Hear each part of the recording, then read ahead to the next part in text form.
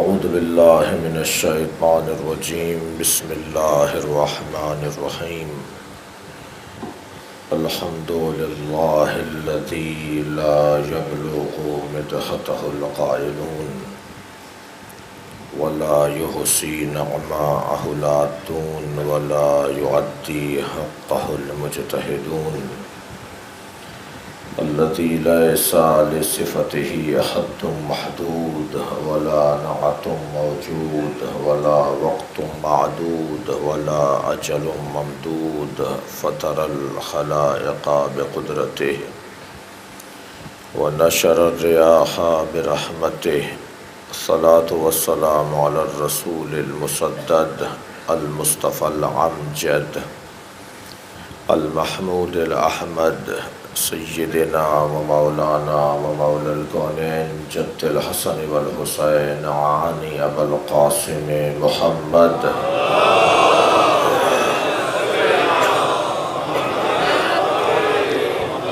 وآلہ الطیبین الطاہرین المعصومین الذین قال اللہ انما یرید اللہ لیذہب عنکم الرجس اہل البیت وَيُطَهِّرَكُمْ تَطْهِيرًا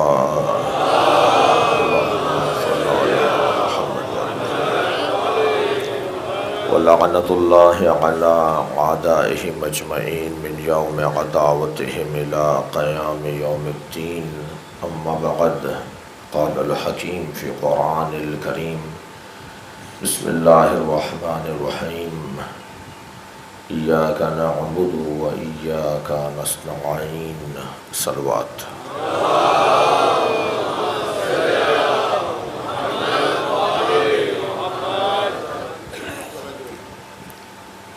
ہم تیری ہی عبادت کرتے ہیں اور تجھ ہی سے مدد مانگتے ہیں۔ اللہ کی عبادت بغیر اس کی مدد کے ممکن ہی نہیں ہے۔ جہاں تعدد الہ، جہاں طرح طرح کے الہ ہوں، جہاں ہاتھ کے بنائے ہوئے خدا ہوں اور جہاں انسان اپنے آپ کو خدا مان لیتا ہو، جہاں وسائل مادی اور سامان دنیاوی کو سب کچھ مرکز ماوا مولا مان لیا جاتا ہو، وہاں ایک رب کی عبادت، وحدہ لا شریک کی پرستش اور اپنے احساسات اور اپنے جذبات سے ہاتھ اٹھا کر اپنے خالق اور مالک کی مشیت و مرضی پر زندگی گزارنا، یہ بغیر توفیق کے ممکن ہی نہیں ہے۔ یا اللہ، تیرا شکر، تیرا سپاس تیری توجہ کے بغیر ممکن نہیں ہے۔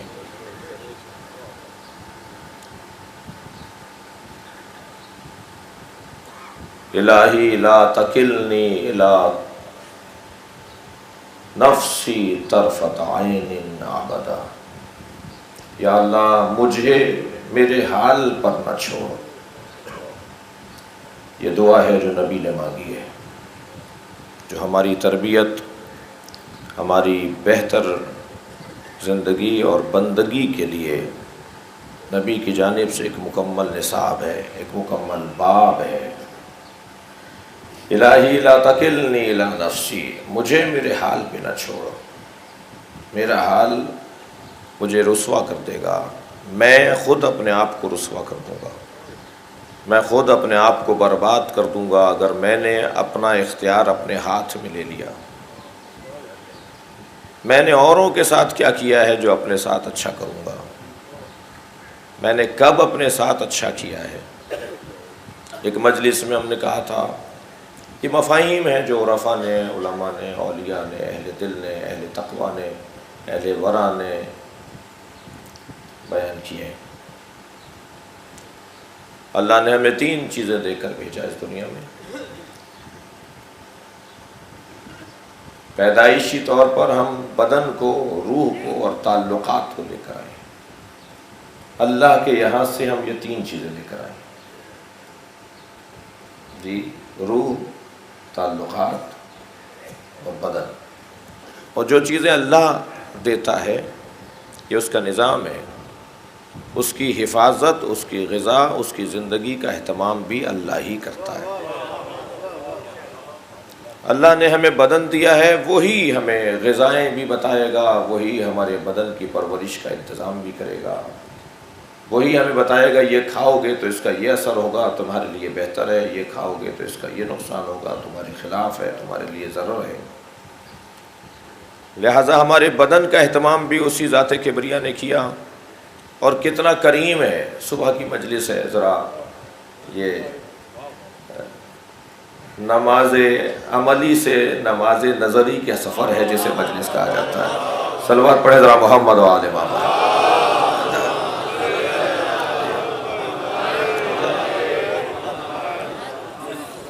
کتنا کریم ہے وہ، اس نے ہمیں اس دنیا میں بھیجنے سے پہلے ہماری غذا کا انتظام کیا۔ ابھی ہم آئے نہیں تھے کہ اس نے ہمارے مزاج کے مطابق، ہماری دہن، ہمارے ہاضمے کے مطابق کیا چیز ہمیں ہمارا بدن اس وقت قبول کرے گا، اس کے مطابق اس نے غذا کا انتظام کیا ہے۔ اور کیونکہ وہ رقیق اور سیال اور بہنے والی غذا، صلوات پڑھے ذرا محمد والے،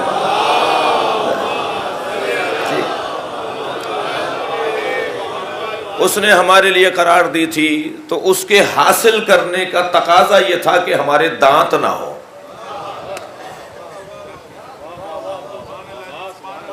ورنہ شاید جو ہمارے لیے رب مجازی بنایا گیا تھا وہ اذیتوں میں آ جاتا۔ اس رب حقیقی نے یہ جو رب مجازی ہمارے لیے بنایا تھا، اللہ اکبر، ہمیشہ مجاز سے حقیقت کا سفر ہوتا ہے۔ تم اپنے 4 بہن بھائیوں کے ماں باپ کو پہچان لو، تمہیں رب حقیقی سمجھ میں آ جائے گا۔ ہم نے بڑے جلوے رکھے ہیں اس رب مجازی میں رب حقیقی کو پہچاننے کے لیے۔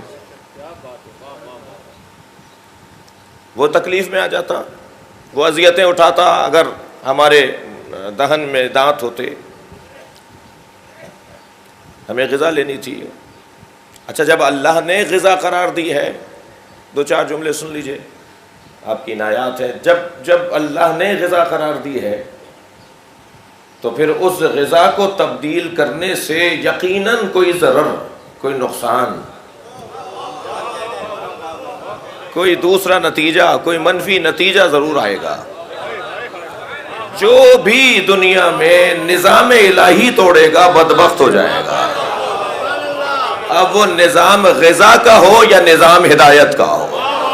صلوات پڑھیں ماں، مل کر صلوات ہدیہ کریں نبی اور آل نبی پر۔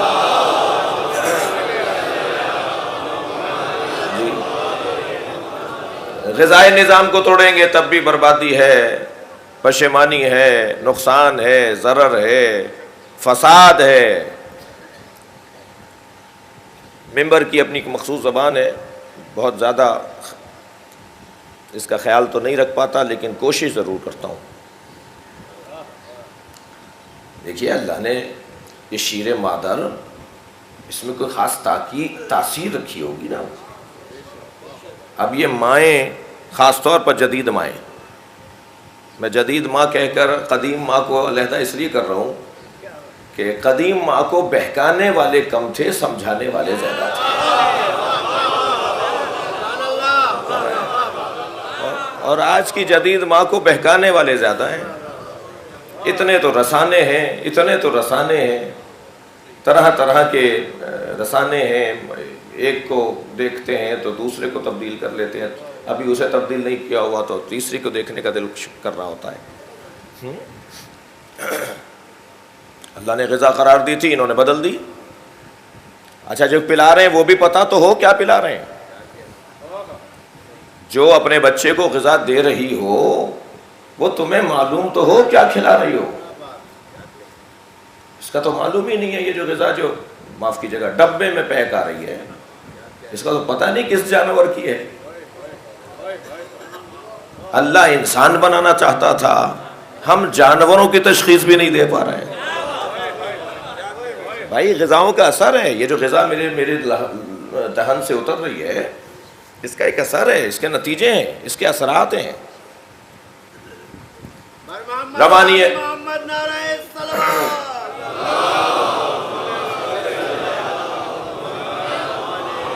روانی خون بدن میں کمزور پڑ رہی تھی، کہا جی میٹھا کھلاؤ ذرا روانی بہتر ہو جائے گی، شہد چٹا دو ذرا تھوڑا سا ان کا جو خون کا جو دورانیہ ہے وہ بہتر ہو جائے گا۔ اس کا مطلب ہے کہ فوراً اثر ہوتا ہے نا چیزوں کا۔ ہاتھ پیر کمزور ہو رہے تھے، لرز رہے تھے، کہنے لگے انہیں فلاں چیز پلا دو، انہیں فلاں چیز کھلا دو، پانی پلاؤ ذرا انہیں، تو فوراً اثر ہو جاتا ہے۔ یہ جو لقمہ ہمارے گلے سے اتر رہا ہے، یہ جو ہمارے حلق سے پانی اتر رہا ہے، اس کے اثرات ہیں، تو یہ اثر اس کا اثر نہیں ہوگا۔ اب یقیناً جب مجہول غذا کھلائی جا رہی ہو، پلائی جا رہی ہو، تو آپ بچوں کو بھی مجہول ہی پائیں گے۔ آج یہ نظریہ ہے، کل وہ نظریہ ہے، آج یہ بات ہے، کل وہ بات ہے، آج یہ الجھن ہے، کل وہ الجھن ہے۔ کل کا بچہ جو آج کا بزرگ ہے، وہ بڑوں کی ایک نصیحت سے سبق لے لیتا تھا، آج آپ 10 دن لگا دیجئے، اسے سمجھ میں نہیں آ رہی بات۔ یہ اس غذا کا اثر ہے جو اس کے شکم میں گیا۔ اللہ نے بدن کی غذا کا انتظام بھی کیا ہے۔ اور میرے چھٹے امام جعفر صادق علیہ السلام، جب حضرت مفضل نے پوچھا اللہ کی وحدانیت کو سمجھنے کے لیے، اللہ کے وجود کو سمجھنے کے لیے معصوم سے دلیل مانگی، تو حضرت نے جو دلیلیں دی ہیں ان میں سے ایک یہ باب ہے جو میں عرض کر رہا ہوں۔ حضرت نے فرمایا کہ بچہ 6 مہینے تک جو رنگوں کو دیکھتا ہے صرف، پھر فرمایا 1 سال تک، اور 1 سال سے 18 مہینے تک، یعنی 1 سال اور 12 مہینے سے 18 مہینے تک اس کو جو چیز دیکھی بھی ہوتی ہے وہ یاد نہیں رہتی۔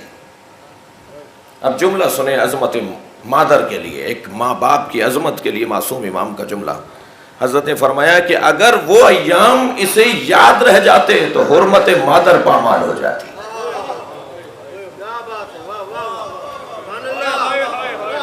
بھائی غور فرمائے، صلوات پڑھے محمد و آل محمد۔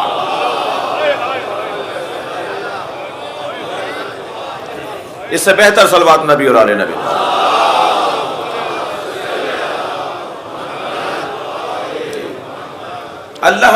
ہمیں اللہ نے بدن دے کر بھیجا ہے تو اس کی غذا کا انتظام بھی اس نے کیا ہے، روح دے کر بھیجی ہے، اس کی غذا کا انتظام بھی اللہ نے کیا ہے۔ یہ اس وقت آپ بھرپور غذا مجالس میں لے رہے ہیں، ایام اعزاء میں، عشر اولیٰ میں خاص طور پر، یہ ایک روح کی غذا کا انتظام ہے۔ روح پرورش پا رہی ہے، روح ترقی کر رہی ہے، اور یہ اتنی صحت مند ہو جائے گی کہ سال بھر تک چل سکے گی۔ اگرچہ میں ان لوگوں کے لیے بھی ایک جملے میں جواب دیتا جاؤں کہ حسین صرف 10 دن کے لیے نہیں ہے۔ کہ صاحب یہ کیسا عشق ہے جو 10 دن کا ہے؟ یہ 10 دن کا عشق نہیں ہے، ہماری تو زندگی میں کوئی دن حسین کے بغیر آتا ہی نہیں ہے۔ میں صرف ان کو تسلی دینے کے لیے، آپ کو تو معلوم ہے، آپ جانتے ہیں، نہ ہماری عید بغیر زیارت وارثہ کے ہے، نہ ہماری بقرہ عید بغیر زیارت وارثہ کے ہے۔ کوئی ایک تہوار، کوئی ایک خوشی کا دن بتائیے کہ جو امام حسین کے بغیر مکمل ہوتا ہو۔ ہم تو اللہ کا سجدہ کرنے کے بعد حسین کو سلام ہی اس لیے کرتے ہیں کہ اللہ نے حسین سے آشنا کیا ہے۔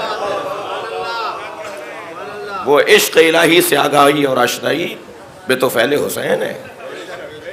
لہذا کوئی دن ہمارے امام حسین سے خالی نہیں ہے۔ خاص طور پر اہم ترین دن ہمارے جو سال بھر کے ایام پر غالب اور سید الشہور اور سید الایام کہلاتے ہیں دن، وہ امام حسین کے بغیر نہیں ہے۔ ہر گھر میں عزاخانہ سجا ہوا ہے، ہر گھر میں امام حسین کی مجلس کا انتظام ہے۔ یہ روح کی غذا ہے۔ تعلقات کی غذا میں نے بیان کر دیا کہ حق اور سچ بولنا، یہ تعلقات کی غذا ہے۔ جتنا میں اپنے دوستوں سے سچا ہوں گا اتنے تعلقات اچھے ہوں گے، جتنا میں اپنے دوستوں سے صاف ہوں گا اتنے میرے تعلقات بہتر رہیں گے۔ وقت عارضی طور پر تلخ ضرور آئے گا، مگر ایک لمحے کے بعد یا چند لمحوں کے بعد ہی وہی دوست جو برہمی کا اظہار کر رہا تھا وہی کہے گا میرا سچا دوست وہ ہے جس نے مجھے میرے عیوب سے آشنا کیا، جس نے مجھے میری برائیوں سے آشنا کیا۔ یہ فطرت سے قریب ہے۔ ائمہ کی کوئی حدیث فطرت سے دور نہیں ہے۔ ائمہ کی احادیث فرامین، ائمہ کی سیرت ہمیں فطرت سے قریب تر کرتی ہے۔ احب اخوانی الیہ، چھٹے امام کی حدیث ذرا ہدیہ سن لیجئے۔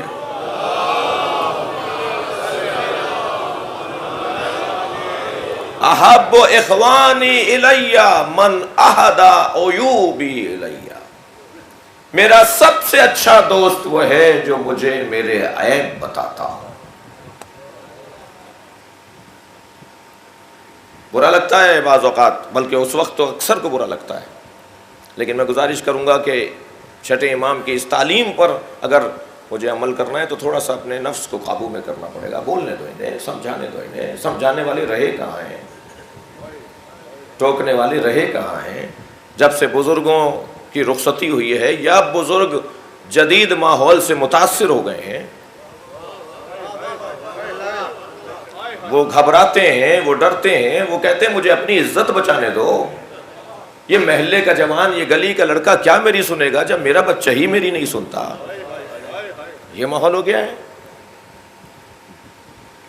اس وقت سے امر بالمعروف و نہی عن المنکر کا نظام معطل ہو گیا ہے۔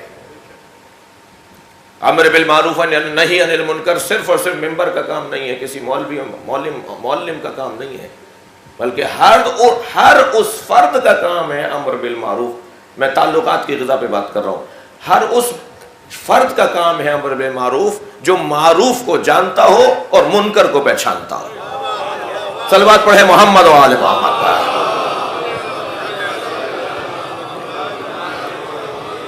جس کے نزدیک معروف ہو، جس کے نزدیک منکر ہو، وہ ٹوکے، بولے، بات کرے۔ لیکن پھر بھی میں عرض کروں گا اپنے ان بزرگوں سے دستبستہ ہمت کیجئے، حوصلہ کیجئے۔ آپ کا تقاضا ہے کہ آپ اپنے کاموں کو جاری رکھیں۔ جوانوں کو بزرگوں کا احترام اور ان کی نصیحت پر غور کرنا ہوگا، بزرگوں کو جوانوں کا خیال رکھنا ہوگا۔ کیا حسین تعبیرات ہیں۔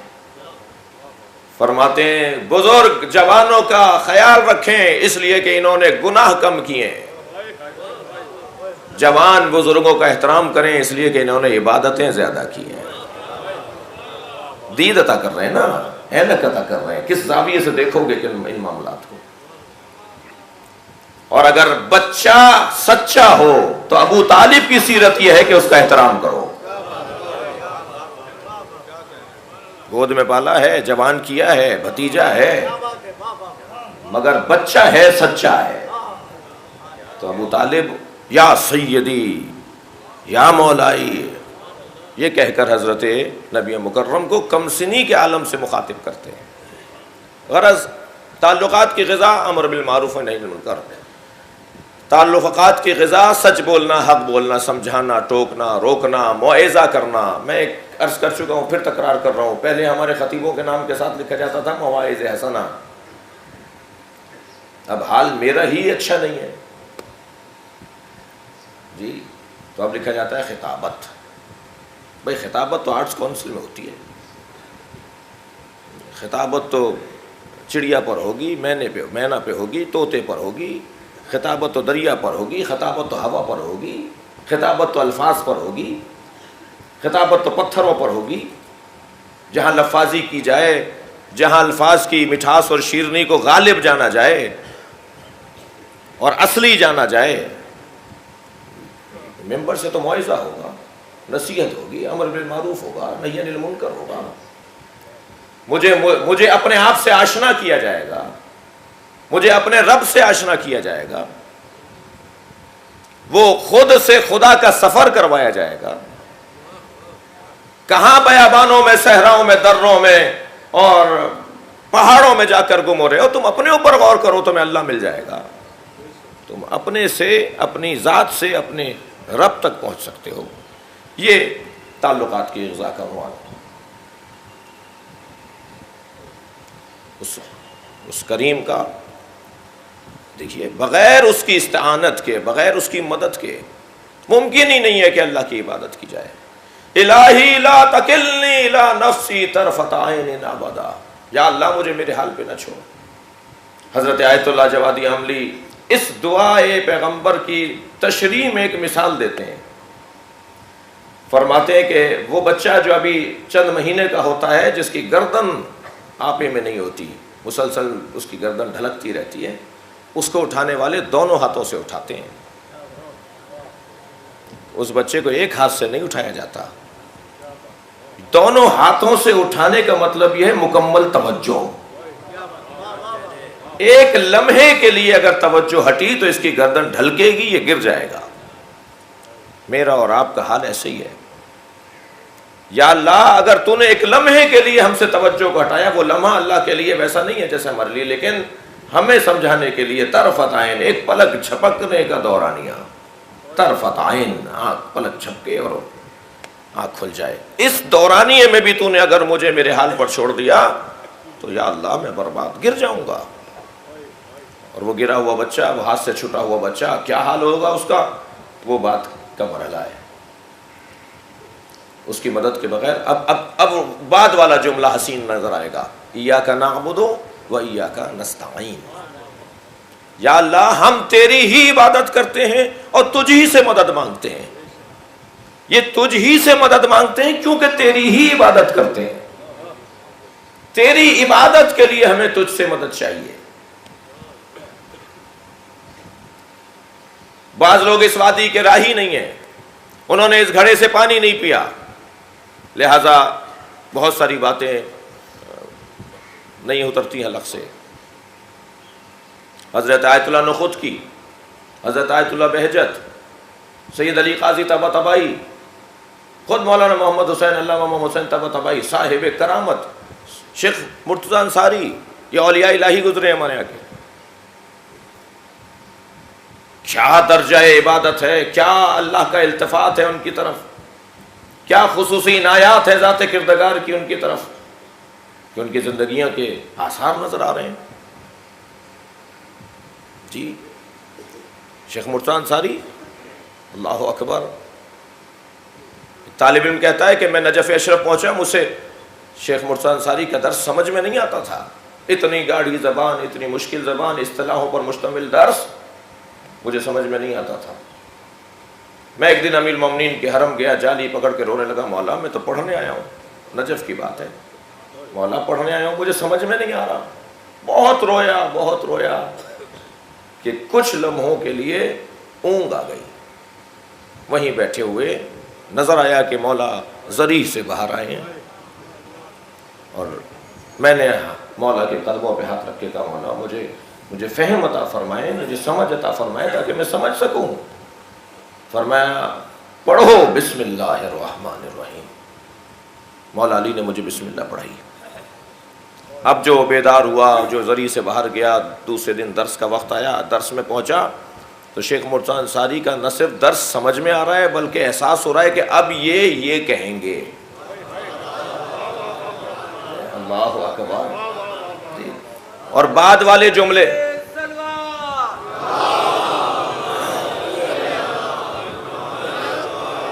بعد والے جملات، بعد والے پیغامات، اب یہ ان کا استدلال ہوگا، اب یہ دلیل لے کر آئیں گے. وہی دلیل وہ لے کر آتے تھے، اور پھر ان پہ شبہات بھی آنا شروع ہو گئے کہ اس پہ تو یہ اعتراض بنتا ہے، جسے کل تک سمجھ میں نہیں آتا تھا وہ اب استاد کے درس پہ شبہ ڈال رہا ہے. اور ایک مرتبہ اعتراض نہیں ختم ہوا کہ دوسرا اعتراض شروع، تیسرا اعتراض شروع. ہفتے 10 دن تک شیخ مرتضیٰ انصاری نے ان کو برداشت کیا، اور ہفتے 10 دن کے بعد جب یہ سلسلہ جاری رہا تو اشارہ کر کے کہا میرے ممبر کے قریب بیٹھو.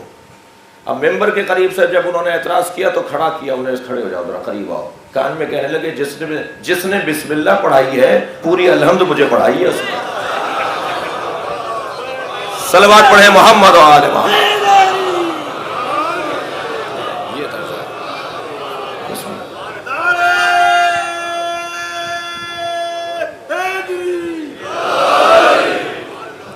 کتنی توجہ ہے ان پر جو اللہ نے ولی بنائے، ان کا التفات کتنا ہے ان لوگوں پر. ایسے ہی کام نہیں لیتا ہے اللہ. لا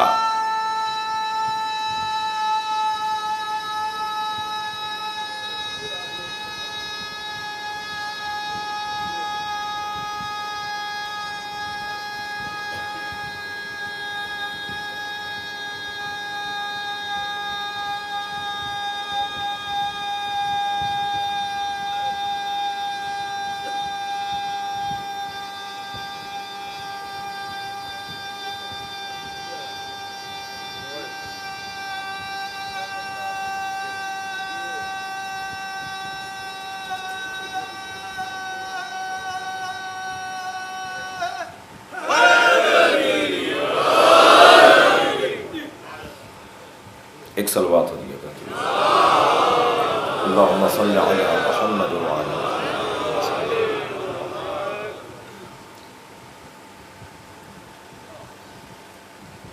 توجہ ہے جی جی اس کی مدد کے بغیر، اس کی استعانت کے بغیر اس کی عبادت ممکن نہیں ہے۔ یہ وادی، اب اس وادی میں آئے ہیں، اگرچہ ترتیب میں نے یہ بات بعد میں کرنی تھی لیکن دل کر رہا یہی کہوں۔ عجیب وادی ہے یہ۔ وَاعْبُدْ رَبَّكَ حَتَّى يَأْتِيَكَ الْيَقِينُ، جتنی عبادت عروج پر اور کمال پر پہنچے گی اتنا یقین بڑھے گا۔ یقین کیسے آئے گا؟ سارا مسئلہ ہی شاید یقین کا ہے۔ بہترین تقریر کر لوں گا میں فلاں مضمون پر، مگر میں خود اپنے آپ سے پوچھوں اس پہ یقین کتنا ہے؟ شاید ممکن ہے جتنا اچھا بیان ہو اتنا اچھا یقین نہ ہو، وہ کیفیت ہی کچھ اور ہے۔ جب میرا نظریہ میرے یقین سے ہم آہنگ ہو جائے گا تو پھر ولایت کی وادی شروع ہوگی، تب اختیارات کی وادی شروع ہوگی۔ یہ یقین کی کیفیت۔ حضرت ابراہیم کیا کہہ رہے ہیں؟ وَإِذْ قَالَ إِبْرَاهِيمُ رَبِّ أَرِنِي كَيْفَ تُحْيِي الْمَوْتَىٰ۔ اچھا، اب یقین کے باب میں اللہ نے بھی یقین دلانے کے لیے جو مثالیں قرآن مجید میں قرار دی ہیں وہ مردوں سے اور موت سے اور دوبارہ زندہ اٹھائے جانوں سے زیادہ تعبیرات ہیں۔ یاد کرو میرے حبیب، اے میرے رسول، یاد کرو جب ابراہیم نے اپنے رب سے کہا تھا۔ اچھا، یاد کروایا جا رہا ہے نبی کو، بھائی آپ کی توجہ ہے، یاد اسے کروایا جاتا ہے جو موقع پر موجود ہو۔ اللہ نے ہر نبی کو اپنی امت پر گواہ بنایا ہے، ہمارے نبی کو سارے نبیوں پر گواہ بنایا ہے۔ وَإِذْ قَالَ، صلوات پڑھے محمد و آل محمد۔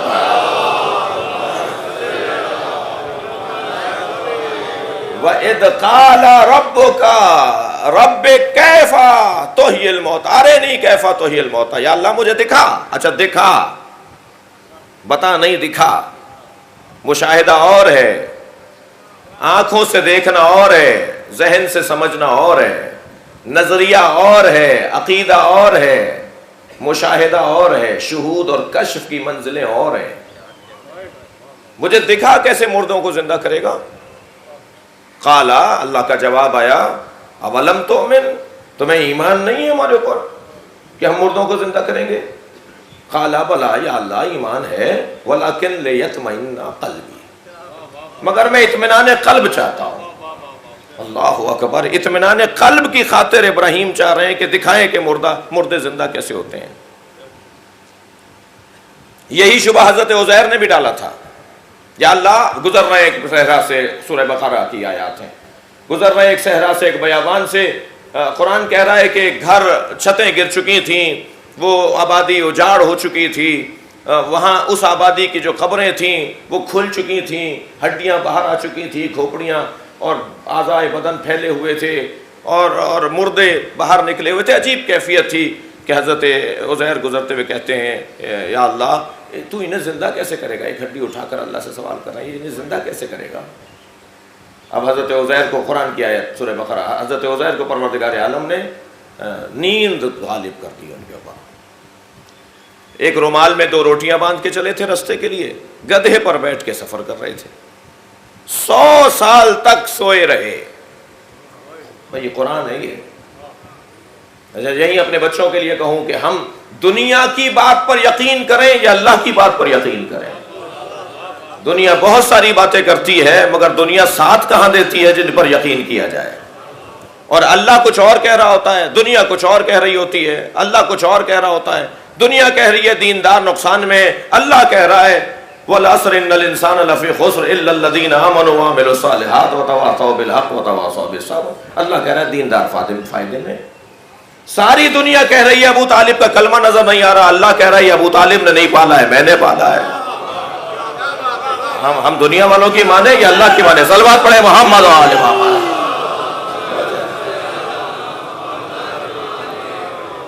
اب حضرت عزیر 100 سال تک سوئے رہے، اور جب 100 سال کے بعد بیدار ہوئے تو کیا دیکھا کہ گدھے کا ڈھانچہ پڑا ہوا ہے۔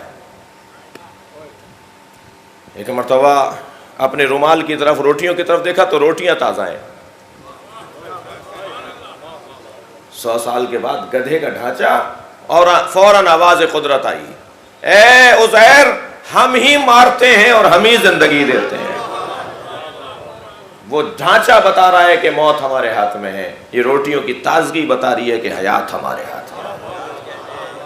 یہی کچھ کیفیت حضرت ابراہیم فرما رہے، کیسے زندہ کرے گا؟ یقین کی بات کر رہا تھا کہ حضرت احدیت نے جواب دیا کہ تمہیں اگر اطمینان قلب کے لیے چاہیے تو پھر ان پرندوں کو ذبح کرو، ان کے گوشت کو مخلوط کرو، چوٹیوں پر، پہاڑیوں کی چوٹیوں پہ ان کے گوشت کو قیمہ بنا کے رکھ دو، ہر ایک کی چونچ پکڑ کے اسے آواز دو، ہر پہاڑی سے اس سے متعلق گوشت کے ذرات اڑیں گے، اور یہ منظر بنا،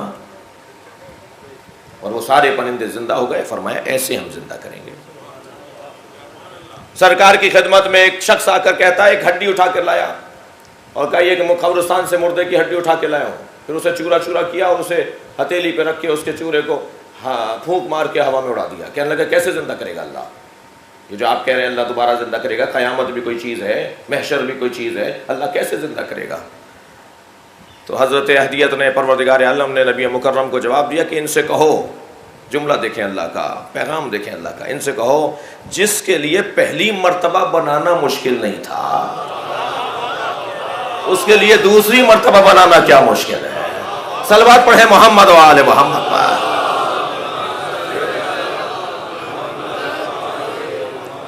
لہذا یقین کی 3 قسمیں کیے ہیں اہل دقت نے: علم الیقین، عین الیقین، اور حق الیقین۔ بعض لوگ آنکھوں سے دیکھ کر بھی نہیں مانتے،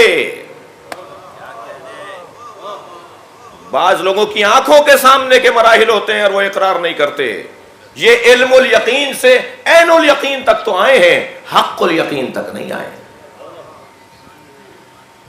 جب نو کے نیزہ پر مصائب کا باب نہیں ہے، لیکن ایک مثال حق الیقین کے حوالے سے اور عین الیقین کے حوالے سے، امام حسین کا سر سورہ کہف کی تلاوت کرتا تھا، 9 جگہ امام حسین کا سر بولا ہے، اس نے معجزہ دکھایا ہے، شہادت سے لے کر اور دوبارہ قبر میں تدفین ہونے تک۔ اور خاص طور پہ شام سے جب یہ سر گزرا ہے تو سورہ کہف کی تلاوت کی ہے، اِنَّا أَصْحَابَ الْكَهْفِ وَالرَّقِيمِ كَانُوا مِنْ آيَاتِنَا عَجَبًا۔ اصحاب کہف اور ان کے ساتھی، ان سے وابستہ اللہ کی ہماری عجیب آیتوں میں سے ایک آیت ہے۔ سورہ کہف کی تلاوت کرنے کا سبب بھی سوال ہوا تھا، سورہ کہف کی تلاوت کرنے کا سبب بھی یہی کہ جو 300 سال سے زیادہ سوئے رہے ہوں اور جب بیدار ہوئے ہوں تو وہی بدن کی تازگی ہو۔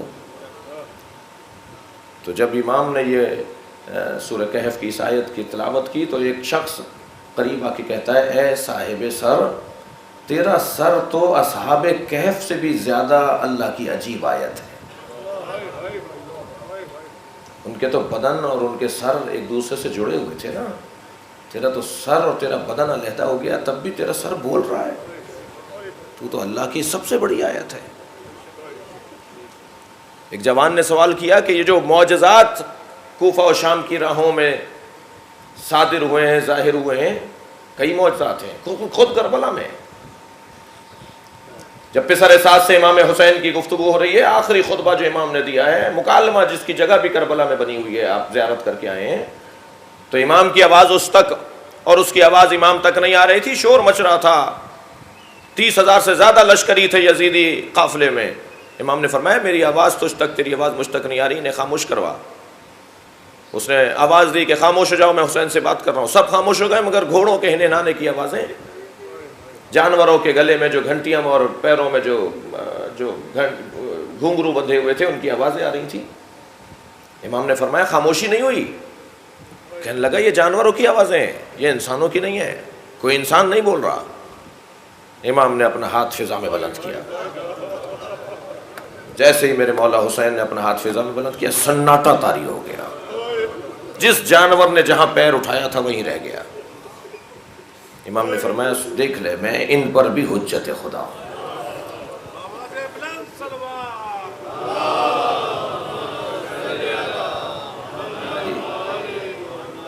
پھر شام میں جناب زینب جب دربار میں جا رہی ہیں تو بی بی نے، اللہ اکبر، بڑا سخت مرحلہ ہے. اس وقت جناب زینب نے شمر گزارش سنا رہا تھا تو بی بی کی آواز آئی تھی اسکت.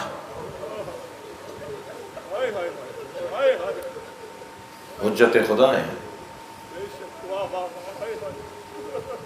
ولیہ ہیں، واسطہ فیض ہیں، حجت خدا ہیں. کبھی اور بات ہو جناب زینب حجت خدا کیسے ہیں. جیسی بی بی نے کہا نا اسکت، خاموش، تو جس جانور نے جہاں پیر اٹھایا تھا وہیں رک گیا. وہ جو گھنٹی گلے میں بجتی ہوئی فضا میں گئی تھی وہیں رک گئی. تصرف دکھایا تھا جناب زینب نے، تصرف دکھایا تھا. اس یہ سر تلاوت کر رہا ہے تو یہ ان لوگوں کو نظر نہیں آ رہا تھا. یہ جو سر اٹھا کر لے جا رہے تھے، یہ جو ہاتھ اٹھاتے تھے، تازیانہ برساتے تھے، انہیں نظر نہیں آ رہے تھے یہ معجزے. تاریخ نے لکھ دیے، راویوں نے لکھ دیے، وہاں گزرنے والوں نے خود سنا، دیکھا، لکھ دیا، بول دیا ایسا ہوا. ہم نے دیکھا کہ قرآن پڑھ رہا تھا حسین کا سر. ان ظالموں کو نظر نہیں آ رہے تھے. ایک جوان نے مجھ سے سوال کیا انہیں نظر نہیں آ رہے تھے. میں نے اپنے ایک بزرگ سے پوچھا، جواب مجھے اچھا لگا، آپ کی سماعتوں کے حوالے کر رہا ہوں. وہ کہنے لگے کہ یہ کہتے تھے یہ خاندان جادوگر ہے. ماشاء اللہ، نبی کو انہوں نے جادوگر کہا، مولا علی کے انہوں نے جادوگر کہا. کہتے تھے یہ خاندان جادوگر ہے، اور لوگوں کو ٹوک ٹوک کے کہتے تھے متاثر نہیں ہو ان سے. اللہ اکبر. تو میں بات یہ کر رہا تھا کہ آنکھ سے دیکھنے کے بعد بھی کوئی نہ مانے، وہ وہی ہوگا جو ماننا نہیں چاہتا. لہذا علم الیقین سے عین الیقین کا سفر، اور عین الیقین سے حق الیقین کا سفر. اور جب حق الیقین تک انسان پہنچے گا تب وہ مرحلہ ہے کہ حدیث قدسی ذرا محسوس کریں. من طلبنی فقط وجدنی. صلوات پڑھے ذرا محمد و آل محمد.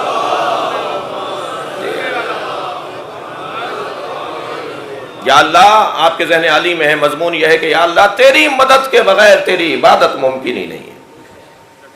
من طلبنی فقط وجدنی حدیث قدسی ہے. یا اللہ، اللہ کہہ رہا ہے من طلبنی فقط وجدنی، جس نے مجھے طلب کیا، ڈھونڈا، اس نے مجھے پا لیا. جو یندا یا بندہ ہوتا ہے ڈھونڈنے والے کو ملتا ہے، چاہنے والے کو ملتا ہے. بہت سے لوگوں کو سامنے کی چیز سمجھ میں نہیں آ رہی ہوتی ہے، اور بہت سے لوگ یمن میں ہوتے ہیں اور پیش من ہوتے ہیں. در یمنی پیش منی. دور ہونے والا بھی ہوے سے قرنی ہو جاتا ہے، اور ساتھ رہنے والے بھی ممکن ہے کچھ نہ ہو. یہ لازم نہیں ہے کہ جو برابر میں بیٹھا ہے وہ زیادہ سمجھ رہا ہے. سمجھنے کا ارادہ نہیں ہوگا تو قریب بیٹھنے سے سمجھنے کا معیار نہیں ہے. ارادہ ہوگا تو دور بھی ہوگا تو سمجھ لے گا.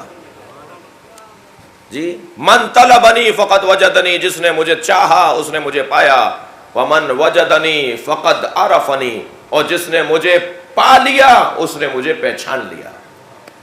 ومن عرفنی فقط احبنی، اور جس نے مجھے پہچان لیا اس نے مجھ سے محبت کی. ومن احبنی فانا قتلتہ، اور جو مجھ سے محبت کرتا ہے میں اسے قتل کر دیتا ہوں. عجیب رنگ ہے حدیث کا. جو مجھ سے محبت کرتا ہے میں اسے قتل کر دیتا ہوں، اس لیے کہ وہ اب اس بدن میں رہنے کے معیار سے اونچا ہو گیا ہے. اس کا معیار نہیں ہے کہ اب وہ اس مادی بدن میں رہے. اس کی روح کو اب اتنا آزاد ہو جانا چاہیے کہ جہاں چاہے پہنچے. اللہ اکبر. میں اور آپ جس دروازے پر بیٹھے ہیں اس خاندان کا امتیاز ہی یہ ہے. جی وہ واقعہ رد نہیں کیا جائے گا کہ مولا ایک دن 40 جگہ پر ایک ہی وقت میں موجود تھے. انہوں نے کہا جی میرے گھر تھے, انہوں نے کہا جی میرے گھر تھے, میرے ساتھ افطار کیا, میرے ساتھ افطار کیا. نبی نے فرمایا میرے ساتھ افطار کیا. علی 40 جگہ پر دکھائی دینا نہیں. عزیزان گرامی, کمال تو یہی ہے کہ روح بدن میں ہو اور بدن کی محتاج نہ ہو. یہ مفاہیم ہے,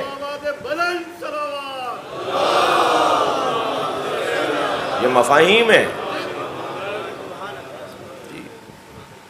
اب یہ عام انسان کی بات ہو رہی ہے, عام ولی خدا کی بات ہو رہی ہے. ولایت کے باب میں جسے یقین کی کیفیت ہو گئی ہے, فانا قتلتہ, میں پھر اسے قتل کر دیتا ہوں. اب جملہ دیکھیں حدیث کا, ومن انا قتلتہ فعلی دیتہ, اور جسے میں قتل کروں گا دیت بھی میرے اوپر ہوگی. بھائی جو مارے گا اسی پہ دیت ہوگی نا. کون مار رہا ہے اس کو؟ جس نے اللہ کی محبت حاصل کر لی, جس نے اس کو پہچان لیا, جس نے اس کی معرفت حاصل کر لی. کون قتل کر رہا ہے؟ اللہ کہہ رہا ہے میں قتل کروں گا اسے پھر, اور جسے میں قتل کروں گا اس کی دیت بھی میرے اوپر ہے. اور اب جملہ دیکھیں حدیث قدسی کا, ارشاد فرماتا ہے انا دیتہ, میں خود اس کی دیت بن جاؤں گا. صلوات پڑھیں محمد و آل محمد. اب اس پر مکمل میری نظارت ہوگی, مکمل میری توجہ ہوگی, میرا التفات ہوگا,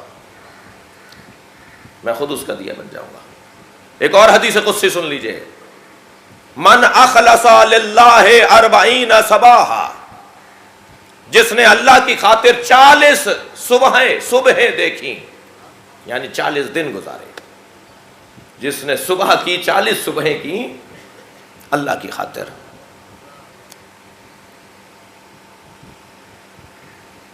یجری ینابی الحکمہ علی لسانہ وقلبہ, اس کی زبان اور اس کے دل سے حکمت کے چشمے جاری ہوتے ہیں.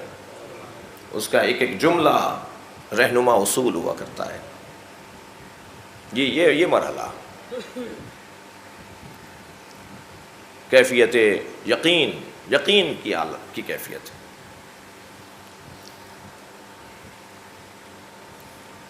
حضرت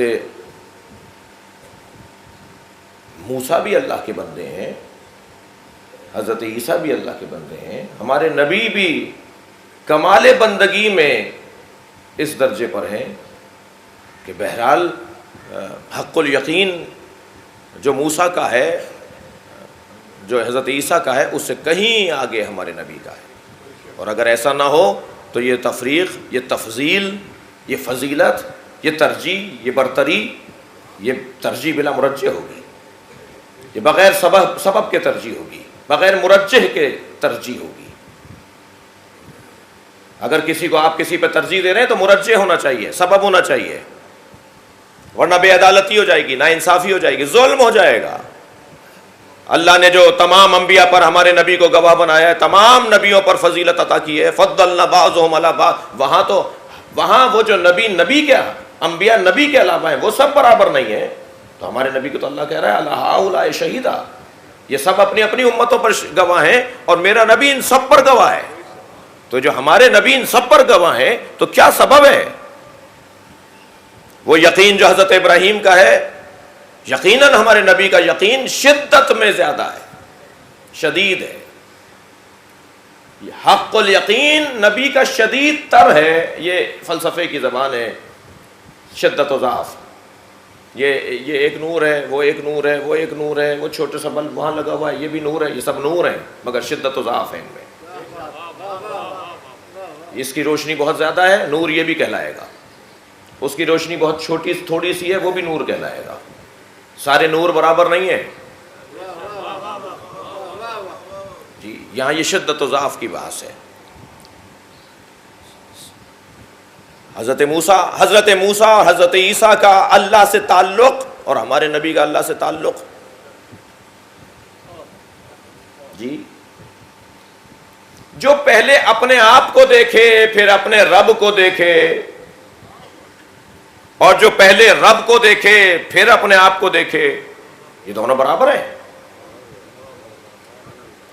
کیا خوب بحث قرار دی ہے علامہ محسن طباطبائی نے. فرماتے ہیں حضرت موسیٰ جب اللہ کو یاد کرتے ہیں تو کیا کہتے ہیں، ہمارے نبی جب اللہ کو یاد کرتے ہیں تو کیا کہتے ہیں. میں اپنے کم سن ساتھیوں کو یہ جملہ بھی کہتا جاؤں، بعض اوقات ہمارے الفاظ بعض اوقات نہیں، اکثر اوقات بھی اس لیے کہہ رہا ہوں کہ بے توجہی سے جملے زبان سے نکل جاتے ہیں. اکثر اوقات ہمارے الفاظ ہمارے ما فی الضمیر کی ترجمانی کر رہے ہوتے ہیں. ہماری سوچ، ہماری فکر، ہماری سطح فکری، ہماری سوچ کا انداز، وہ ہمارے الفاظ بتا رہے ہوتے ہیں. الفاظ بتاتے ہیں، بقول کسی بزرگ کے کہ لفافہ بتائے گا کہ مضمون نامہ کیا ہے، عنوان بتائے گا کہ اس میں کیا لکھا ہوا ہے. ایک جملہ بتا سکتا ہے. اسی لیے کہا گیا ہے کہ المرء محفوظ تحت لسانہ، انسان اپنی زبان کے نیچے چھپا ہوا ہے. مولا علی فرما رہے ہیں انسان اپنی زبان کے نیچے. جی یہ الفاظ انسان کے اندر کی بات کو بتاتے ہیں، ذہنی کیفیات کو بتاتے ہیں، کیسے کیا سوچتا ہے، کیا دیکھتا ہے. یہ میں آپ کی خدمت میں ایک آیت سناتا ہوں، میں آپ کی خدمت میں ایک آیت پیش کرتا ہوں، میں آپ کی خدمت میں ایک حدیث پیش کر رہا ہوں. یہ الفاظ اچھے نہیں ہیں. ہم جائیں گے آیت کی خدمت میں، بھائی ہماری خدمت میں آیت نہیں آئے گی، مگر بول رہے ہیں، بولا جاتا ہے، یہ زبان ہے. جی میں ایک حدیث پیش کر رہا ہوں، حدیث تھوڑی پیش ہوگی، ہم ہوں گے حدیث کی خدمت میں پیش. ہم حدیث کو اپنی ہم کون ہیں بھائی؟ محاورتاً ہم کہتے ہیں یہ میرا عقیدہ ہے. بھائی میں کون ہوں؟ اور آج تو یہ جملہ اتنا زور سے اور زیادہ بولا جا رہا ہے، میرا عقیدہ یہ ہے، میرا عقیدہ یہ ہے، میں نہیں مانتا، میں نہیں مانتا. تم ہو کون؟ میرا تو کوئی عقیدہ نہیں ہے، مگر عقیدہ ہے تو قرآن کی آیت ہونی چاہیے. میرا کوئی نظریہ ہو تو حدیث پیغمبر ہونی چاہیے. ہمارے عقائد اگر اس بنیاد پر مذہب اور نظام کو چلایا جائے گا تو ہر ایک کا علیحدہ عقیدہ ہوگا، اور پھر وہی ہوگا جو ہو رہا ہے، جو معمولاً ہو رہا ہے. یہ جملے ہیں جو ہماری ضمیر، ہمارے ذہن، ہماری فکر، ہماری سوچ کی عکاسی کر رہے ہوتے ہیں. اب حضرت موسیٰ جب اللہ کو یاد کرتے ہیں تو کیا کہتے ہیں، اور ہمارے نبی جب اللہ کو یاد کرتے ہیں تو کیا کہتے ہیں. حضرت موسیٰ جب اپنے اللہ کو یاد کرتے ہیں تو کہتے ہیں اِنَّا مائی ربی، میرا رب میرے ساتھ ہے. مائی پہلے اپنا ذکر کر رہے ہیں، میرا رب میرے ساتھ ہے. بیان میں پہلے اپنے آپ کو یاد کر رہے ہیں، مگر جب ہمارے نبی یاد کرتے ہیں اللہ کو تو کہتے ہیں ان اللہ معنا، اللہ ہمارے ساتھ ہے. شاید میری بات گئی ہو. حضرت موسیٰ جب رب کو یاد کرتے ہیں تو پہلے اپنے آپ کو یاد کرتے ہیں، پھر رب کو یاد کرتے ہیں. ہمارے نبی پہلے اللہ کو یاد کرتے ہیں. یہ انسان کی سوچ اور انسان کی شدت یقین اور کیفیات قلبی کی عکاسی ہے. مقایسہ کسی طور پر بھی کوئی کم اور زیادہ کرنے کے لیے نہیں ہے، فرق ہے، واضح فرق ہے. اللہ اکبر. میں اگر حضرت موسیٰ اور حضرت نبی مکرم کو مقایسہ کر رہا ہوں تو یہ ہرگز اس لیے نہیں ہے کہ حضرت موسیٰ کو ہم معاذ اللہ معصوم ہیں، اللہ کے نبی ہیں، صاحب شریعت ہیں. مگر اتنا تو روشن ہے کہ حضرت موسیٰ صاحب شریعت ہونے کے بعد، صاحب کتاب ہونے کے بعد حضرت خضر سے سیکھنے جا رہے ہیں، جبکہ خضر نہ صاحب شریعت ہے نہ صاحب کتاب ہے. کہا جا کے خضر سے جا کے سیکھو. کیا سیکھنے جا رہے ہیں؟ کہا ہم نے اسے اپنے پاس سے علم لدنی دیا ہے. جی ولی خدا ہیں خضر. سب سے پہلے نبی آدم، سب سے پہلے رسول نوح، سب سے پہلے امام ابراہیم، سب سے پہلے ولی خضر. اور پھر فرما رہے حضرت خضر جب انہوں نے آ کے کہا نا حضرت موسیٰ نے کہ مجھے اپنا شاگرد بنا لیجئے، کہنے لگے تم میں صبر نہیں ہے. اگر یہ قرآن نہیں ہوتا تو شاید مجھ پر کفر کا فتویٰ لگ جاتا. قرآن کہہ رہا ہے تم میں صبر نہیں ہے. خبردار اگر میرے ساتھ رہنا چاہتے ہو تو میرے اقدامات پہ سوال نہیں کرنا، خاموشی سے دیکھتے رہنا، سمجھنے کی کوشش کرنا. لیکن حضرت موسیٰ نے سوال کر دیا حضرت خضر سے، یا آپ نے ایک جوان کو کیوں قتل کر دیا، یہ گری ہوئی دیوار کو سیدھا کیوں کر دیا، کشتی میں سوراخ کیوں کر دیا، 3 واقعات جو قرآن میں بیان ہو۔ اب حضرت موسیٰ کا یقین اور حضرت موسیٰ کی کیفیات قلبی اور ہمارے نبی کی برابر نہیں ہے، لہذا جو سب کچھ رب کو مانتا ہو پھر اس کی بندگی اس درجے پر پہنچتی ہے کہ اشہد ان محمدن عبدہ ورسولہ، ہم ان کی رسالت کے اقرار سے پہلے ان کی عبدیت کا اقرار کرتے ہیں۔ وہ رسول بڑے ہیں یا عبد بڑے ہیں؟ وہ عبد بڑے ہیں تبھی رسول بڑے ہوئے۔ اللہ کی بندگی میں وہ اس درجے پر تھے جس کی وجہ سے ذات کردگار نے انہیں رسالتوں میں سب سے بڑی رسالت عطا کی ہے۔ تو بس عزیزو، آج کی بات کو یہاں ایک منزل دوں کہ یقین جتنا بڑھے گا، اور یقین کیسے بڑھے گا، کیا کریں ہمیں یقین ہو؟ یقین آ جائے گا تو مولانا نماز پڑھیں گے، الٹا ہے بھائی قصہ۔ تم عبادت کرو گے تو یقین آئے گا۔ مولانا اللہ کو مان لیا تو پھر عبادت کریں گے، یقین آ گیا اللہ کے وجود پر تو اللہ کی نماز پڑھیں گے، نہیں، یہاں گنگا سیدھی بہتی ہے۔ کیا کہا جائے گا؟ وَاعْبُدْ رَبَّكَ حَتَّى يَأْتِيَكَ الْيَقِينُ۔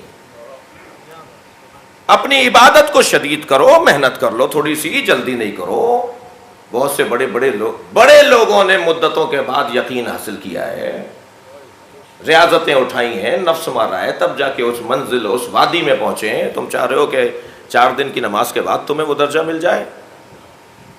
ریاضت کرتے رہو، نفس مارتے رہو، اپنے آپ کو مارتے رہو۔ موتو قبل ان تموتو، مر جاؤ اس سے پہلے کہ موت آئے۔ کیا کہہ رہے ہیں یہ مولا علی؟ مر جاؤ اس سے پہلے کہ موت آئے؟ کیا چھری پھیر لیں اپنے گلے پہ، گر جائیں کسی عمارت سے؟ کیا کہہ رہے ہیں مولا علی کہ مر جاؤ اس سے پہلے کہ موت آئے؟ اپنے نفس کو مار ڈالو اس سے پہلے کہ تمہارے بدن کو موت آئے۔ اور جب تم نے اپنے نفس کو مار ڈالا تو تمہارے بدن کی موت بھی موت نہیں ہوگی، تمہارا مزار لوگوں کے لیے ہدایت بن جائے گا، تمہاری قبر سے لوگ ہدایت لینے آیا کریں گے۔ ترتیب یہ ہے، عبادت پھر یقین۔ اور کس درجے کی عبادت ہے، کس درجے کا یقین ہے؟ اللہ اکبر، بات معصوم کی نہیں ہو رہی جو میں کرنے جا رہا ہوں، عصمت کبریٰ پہ فائز نہیں ہے، عصمت صغریٰ کے حامل ہے۔ محفوظ عن الخطا قبیلہ ہے، دلیل عصمت قبیلہ ہے، معصوم تو 14، ان 14 پر دلیل عصمت حضرت عباس کا وجود، ان 14 کی عصمت پر دلیل عصمت حضرت زینب کا وجود، ان 14 پہ دلیل عصمت حضرت علی اکبر کا وجود، حضرت معصومہ قم کا وجود۔ خاص طور پر ان 4 ہستیوں کا تو سلام زیارت معصوم نے پڑھی ہے نا، معصوم ان کے دروازوں پہ چل کے گئے ہیں۔ معصومہ قم حضرت امام رضا کی بہن، حضرت علی اکبر، حضرت زینب، حضرت عباس۔ چہاردہ معصومین کے بعد جو عظمت ان 4 ہستیوں کی ہے وہ غیر معمولی ہے۔ پیدل چل کے جا رہے ہیں، کھڑے ہو کر یہاں کھڑے ہو کر زیارت پڑھی، پھر چھٹے امام نے وہاں کھڑے ہو کے زیارت پڑھی، پھر جگہ بدل کے وہاں کھڑے ہو کے زیارت پڑھی، 3 زیارتیں پڑھی ہیں حضرت عباس کی امام صادق نے۔ جناب معصومہ قم اور جناب زینب کی زیارت کا مقام ایک ہی ہے کہ ایک جگہ یہاں کھڑے ہو کر حضرت نے یہ پڑھا، وہ روایت میں آ گیا، وہ راویوں نے، حدیث نقل کرنے والوں نے حدیث کے عنوان سے یاد کیا، مگر حضرت عباس کا تو مقام ہی کچھ اور ہے۔ ان دلیل عصمت ہستیوں میں، دلیل عصمت ہستیوں میں ایک دلیل عصمت حضرت قاسم۔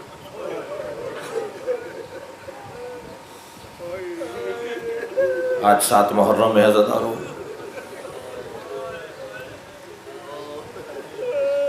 پہلے تو سلام کریں امام حسن مجتبیٰ کو،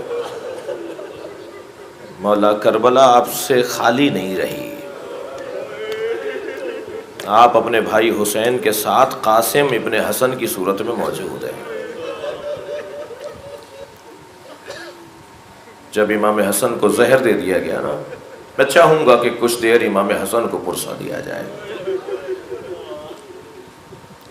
جب امام حسن کو زہر دیا گیا اور امام کو قے کے ذریعے آپ کا جگر باہر آ رہا تھا،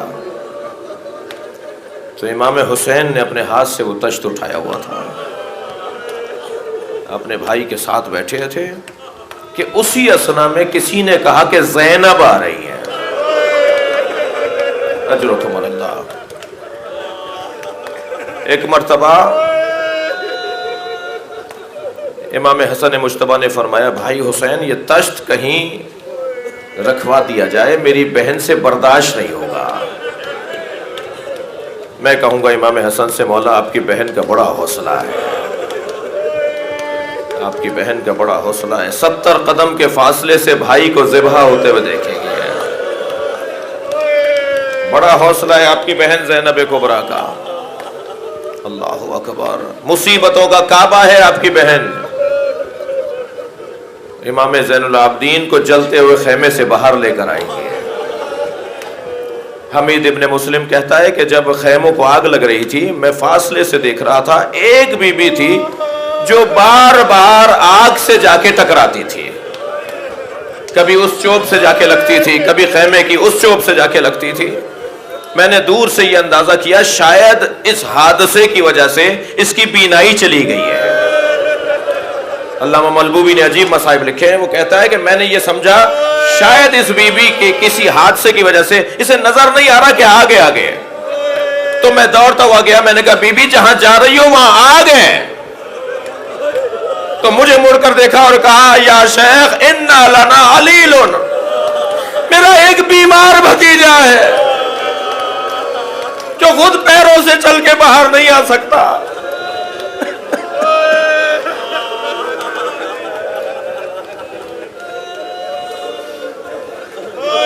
اجرکم اللہ، اجرکم اللہ۔ خدا کسی غم میں نہ رلائے سوائے غم اہل بیت میں، ہمیں رونے رلانے والوں میں قرار دے۔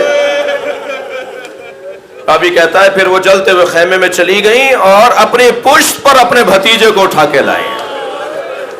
بڑا حوصلہ ہے جناب زینب کبریٰ کا، بڑا حوصلہ ہے بی بی کا۔ صرف شب عاشور جناب زینب اتنا روئی تھی کہ آپ غشی کے عالم میں آ گئی تھی۔ کسی نے امام حسین سے جا کر کہا حسین زینب کا حال غیر ہے۔ میرے مولا سرہانے آ کے بیٹھے، پیشانی پہ ہاتھ رکھ کے سورہ شفا پڑھی، میری بی بی نے آنکھیں کھول دی، فرمایا زینب یہ کیا حال ہے، حوصلہ کرو۔ کہ بھائی ابھی جو آپ مناجات پڑھ رہے تھے اس میں کل اس دنیا سے جانے کی بات کر رہے تھے۔ اللہ اکبر۔ مقتل کی روایات، بڑا حوصلہ ہے جناب زینب کبریٰ کا، علی کی بیٹی ہے، زہرا کی پروردہ ہے۔ امام حسن کربلا میں نہیں ہے، بعض بزرگوں نے پڑھا ہے کہ امام حسن نے امام حسین سے فرمایا تھا کہ جب وہ تمہاری قربانی کا مرحلہ آئے تو میری جانب سے میرے قاسم کو قبول کر لینا۔ شب عاشور ہر بی بی اپنے اپنے خیمے میں اپنے بچوں کے ساتھ مصروف محو گفتگو ہے۔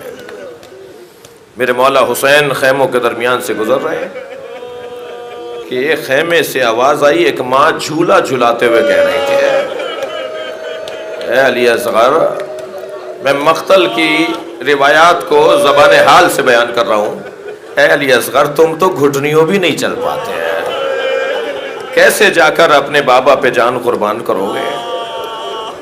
امام حسین نے آواز دی، ہاں رباب تیرے اس بچے کی قربانی سارے بچوں سے منفرد ہے۔